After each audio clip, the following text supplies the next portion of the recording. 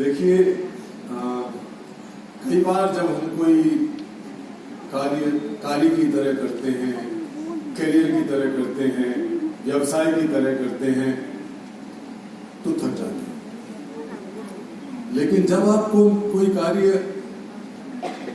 पूजा की तरह करते हैं, अपने जीवन के उद्देश्य की तरह करते हैं, जिसके किए बगैर आप बेचैन रहते हैं और जिसके करते रहने से ही आपको शांति और संतोष मिलता है, तो फिर कभी थकान नहीं होती।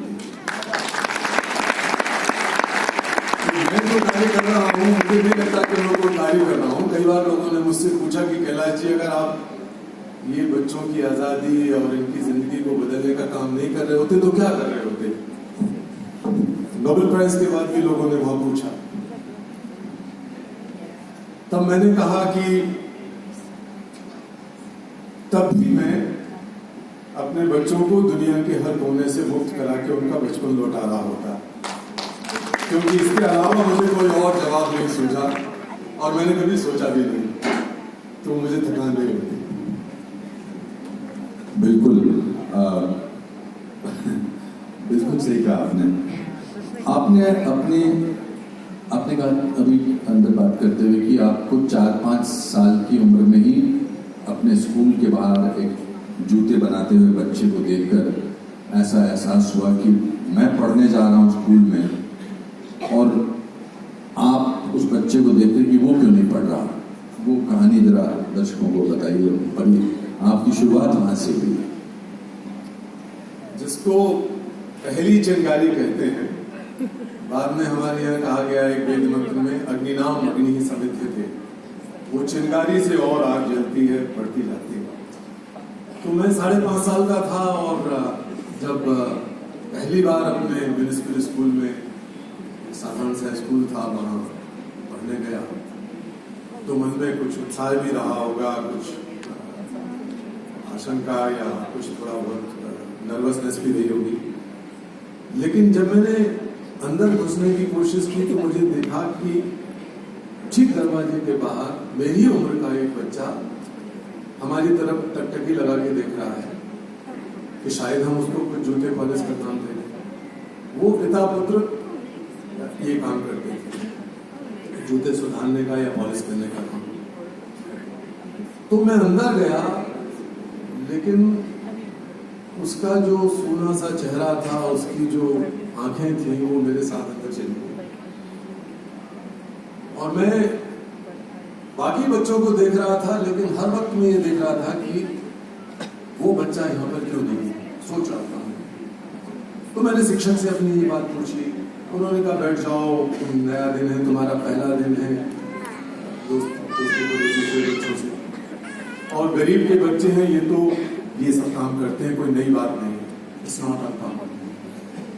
तो मैं बैठ गया।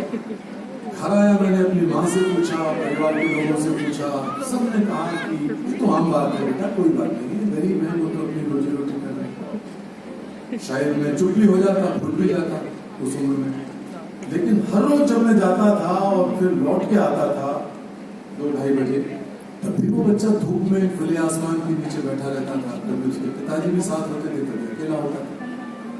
एक दिन हिम्मत करके मैंने अनुपम भाई उससे पूछा, तो बच्चा तो चुप गया, नीचे सिर करके झुका के बैठ गया, लेकिन पिता ने खड़े होकर हाथ जोड़कर जवाब दिया कि हमारे तो बाप दादे यही काम करते थे, मैं भी यही काम कर रहा हूँ, करता था, अभी भी कर रहा हूँ, मेरा बेटा भी यही कर रहा है। मैं उसकी आंखों में आंखें डाल के देखने की, समझने की कोशिश कर रहा था इतनी छोटी उम्र में। वो हाथ जुड़े हुए खड़े थे सज्जन। फिर उन्होंने कहा, देखिए, न तो किसी ने मुझसे ये पूछा, न कभी मैंने सोचा, पढ़ाई के लिए तो बाबूजी आप लोग होते हैं, हम तो यही काम करने के लिए पैदा हुए हैं। उसके मुंह से जब मैंने ये बात सुनी तो मैं रोने लगा, दुख में, गुस्से में, वेदना में। शायद मेरी चेतना जग रही थी। इसको आप करुणा भी कह सकते हैं, कंपैशन। क्योंकि जब आप दूसरे के दुख दर्द को अपना दुख दर्द समझ के उसको दूर करने की कोशिश करते हैं तो वो करुणा है, वो कंपैशन। सहानुभूति से कहीं गहरी, संवेदना से कहीं गहरी। तो मैं घर आया बहुत दुखी भाव से और सोच नहीं पाया मैं क्या करूं क्या ना करूं। लेकिन फिर मैंने दुनिया को एक अलग नज़र से देखना शुरू किया कि जो रटी रटाई बातें लोग कह रहे हैं कि भाई ये तो गरीब है, ये काम करने के लिए पैदा हुए, ये सच्चाई है, लेकिन इस सच्चाई को बदला भी जा सकता है, क्योंकि ये सदियों से चली आ रही परंपरा का या सोच का हिस्सा बना हुआ है। इसको हमें बदलना है, क्योंकि मैं बहुत ईश्वरवादी आदमी हूँ। मुझे लगा कि अगर परमात्मा ने हम सबको पैदा किया है, एक जैसा पैदा किया है, एक जैसे हाथ पांव आंख कान नाक मुंह सब दिया है, तो ये जो गड़बड़ है ये आदमी की बनाई हुई गड़बड़ है, ईश्वर की गड़बड़ नहीं हो सकती।